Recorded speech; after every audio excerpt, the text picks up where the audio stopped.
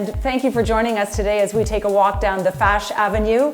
I'm very excited to have our special guest today, Pooja Handa, who's the anchor of CP24 in Toronto. Welcome, Pooja. Thank you for having me. I'm so excited to talk to you. Let's go way back to high school. You went to a dramatic arts high school in Mississauga, and then you went to the Academy of Dramatic Arts in New York City, which is a school that's really highly regarded and super hard to get into. So you were clearly on the path of acting, but here you are as a television host.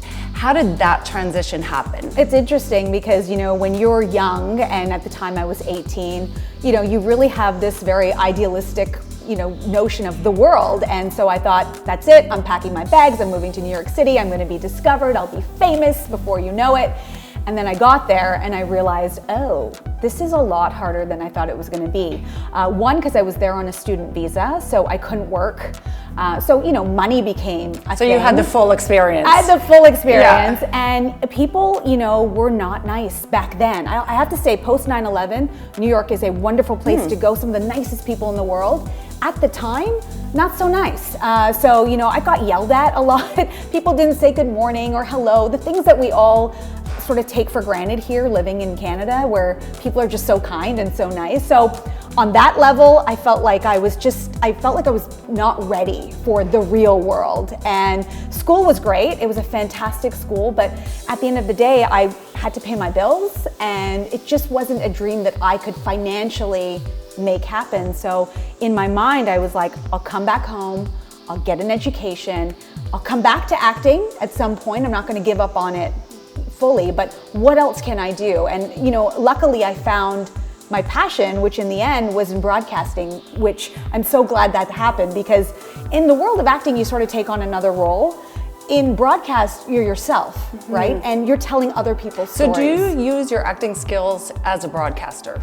For Is sure. there a correlation there, and how does that work? I think that, anything that sort of is performance-based, or, anything when it comes to presentation, there is always a little bit of that. First of all, you have to have the confidence to be able to get up in front of people. And if you're used to the stage and you're used to that world, that certainly helps. But also, let's face it, sometimes you're interviewing people who, you're asking tough questions, and maybe you're not getting that rapport that you want, and you got to act your way through it, because you can't be rude.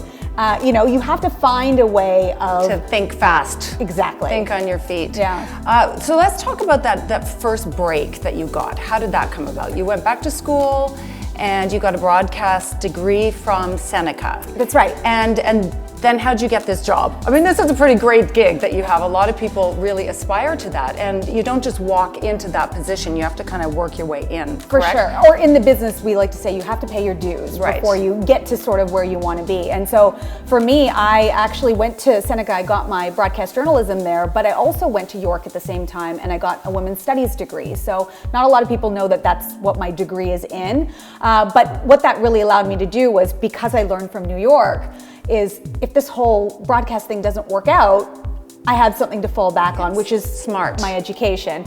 Mind you, I ended up interning at Global, and while I was there working behind the scenes, sort of worked my way, to getting paid to do the things I was first doing for free as an intern, and made a little bit of an impression. But they were starting up a new morning show there, and because I worked there, they had to give me an interview. I went in for the interview, and I'm a kid right out of school, and I don't think anybody really took me that seriously. It wasn't a very long interview. It was more of a, protocol, let's just do this. And anyway, meantime, I was doing other things. So I actually gave my notice and said, I found something else within the business where, I'm getting paid, so I'm gonna leave. And they called me the next day and said, don't take that other job. And I said, why? And they said, we're seriously considering you for this breakfast show as a traffic reporter. And right away I thought, well, there's no way. I had a very quick interview. How is this happening? And they said, well, we actually offered it to somebody else. They turned it down, and now we're a few weeks away from launch, and we have nobody. So we decided to look at your tape. So talk about being in the right place at the right time. I wasn't necessarily what they were looking for, but they decided to give me a chance and actually look at what I brought to the table and take me seriously because the opportunity presented itself. And and I'm so grateful to them for giving me my start, because once they decided to go with me, they really did believe in me and helped me in those first steps in my career. So I was on a morning show for 5 years there as a traffic reporter, and I did entertainment as well, and started to expand my horizons in the broadcast world. Wow, so that is such an incredible story. And there's so many people that are trying to be in the right place at the right time. And I know you mentor a lot of young women on their career path. What advice do you give them? Well, I think that that's the one thing that people have to remember, that luck does play a little bit of a role in your career. You have to kind of be in the environment, though. For sure, and you have to have done the work. So at the end of the day, when you get that opportunity, like I did, you have to be ready. You can't just be somebody who's sort of waiting on the sidelines for your big lucky break. You still have to be doing the work. You have to be honing your skills. You have to become the best in that field, whatever it is that you can be, so that when that opportunity does come by luck, if that's what it is, you're ready to go and you can, impress anybody. So for me, even though I was a kid right out of school, I was doing all the work and I was volunteering for years and I was putting my demo tape together. So when they finally did look at my demo tape, they're like, oh. You had a demo tape, yeah, and it was good. And it's good, and she can do the job. So I guess my advice is work really hard, hone those skills so that, you are at the top of your game no matter what it is that you're doing. And, be kind to people, because you never know in whatever industry you're working in who you'll end up meeting again and who's going to be in your life that way. Don't burn any bridges, but also look to other people where you want to be as mentors and go directly to them. They've already done it. They've already gone through all the steps to get where you want to get. Pick their brains. People are very open and willing to help. If you come to them and say, I really look up to you, I love what you've done, can you just, give me some tips or some advice? And people are very willing to do that. So surround yourself by other women who can be your mentors. And mentor, I fully believe in paying it forward, but also giving it back as well. So that's amazing that you do that. Now, I just have to ask, because I watch you in the mornings, you're consistently always happy and bubbly, but I know because I've done radio shows in the morning and at the Weather Network, and it's really hard to get up at 3 in the morning and to be always on. How do you make that happen? Well, I'm not gonna lie, the alarm goes off and I do have a moment of what am I doing with my life, because it's so hard to get out of bed at that time of the morning. It's just something you never get used to. So what time? 3 a.m. 3 a.m. See, I used to get up at 2:30. Oh, wow. Yeah, and then I switched to radio and I could get up at like 4:30, and I felt like I was sleeping in all the time. Which is like on the weekends when I wake up at 7, I'm like, woohoo, because it's better than 3 a.m. But that part is the only part that sucks.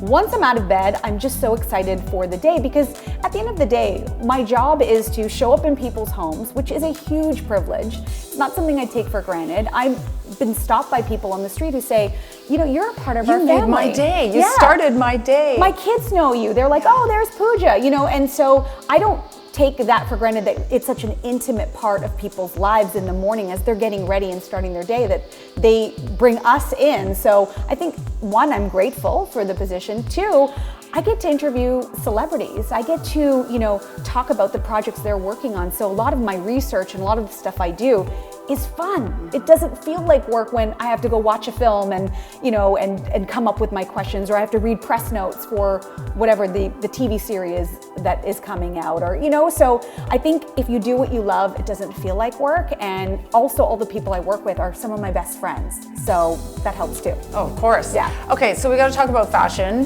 How do you decide what you're going to wear on the air? Okay, so I'm very blessed, because believe it or not, when you're on TV and you're interviewing people, whatever you're saying, it matters, but people also care about what you're wearing. Yeah. And And your hair. And your hair. Yeah, and your makeup. And they dissect everything. So sometimes they're not even listening, because they're just like, oh, where'd you get that jacket from? So it does matter. I'm blessed to have a clothing sponsor, Frida's, which has been around for over 30 years. So in the do city. you go to Frida's and say, I'll wear this and this and this, or do they say here, and then a stylist says, wear this today, and you just put it on? So they're very collaborative, which is awesome. So when I go there, I go once a week. I have a stylist once a there. week? Yeah, and she picks out, 5 outfits for me for the week. and she puts them together, and she's really in the know and knows what, what works and what doesn't work, but she also knows me. And we've gotten to know each other over the last few years. So she knows sort of my taste. And there's times where I put stuff on and I'm like, I don't get it. I don't like it. We're not doing this. So I never wear anything I don't like. But sometimes she also takes me, to think outside of my box of what I think looks good on me. And I'm usually pleasantly surprised. So yeah, I'm blessed that way to have access to people who know what they're doing. So do you think that Canadian media properly showcases Canadian fashion and Canadian talent within fashion? I think we can always do a better job, for sure. And I think that we're at an interesting time.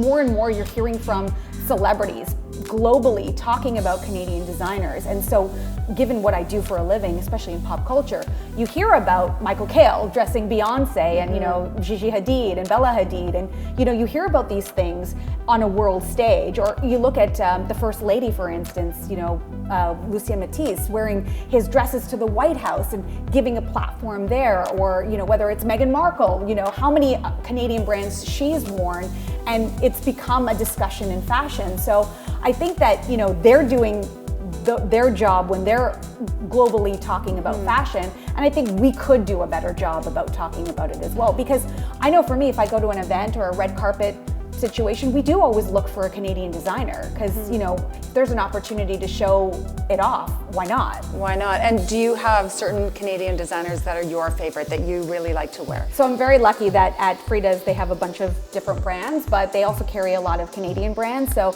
Marie St. Pierre is one of them. They have Lamarck as well, and they also have a bunch of other names, like Jenny Bird is another one that on a global scale people are recognizing as well. So do you have a certain outfit that you wore, say on a red carpet or something that you just remember that really stood out? What would that be? Well, again, it was about thinking outside of the box. And so my stylist actually gave me a skirt. It was actually Nicole Miller, but she gave me a skirt that had feathers all over it, and actual peacock feathers with the matching top. And I just thought, peacocks? I'm really not sure if this is a look that I'm going to be able to pull off. And it was a showstopper. I wore it on a red carpet and everybody asked me about it. And it was just one of those things where, again, I was like, I don't want to look like a bird. I'm a tall, lanky person as is. But it's about sometimes trying things on and deciding whether it's something you like or not, but not thinking the way we normally think when it comes to dressing. And do you ever, do you find sometimes that you put something on and it helps elevate your performance or your confidence?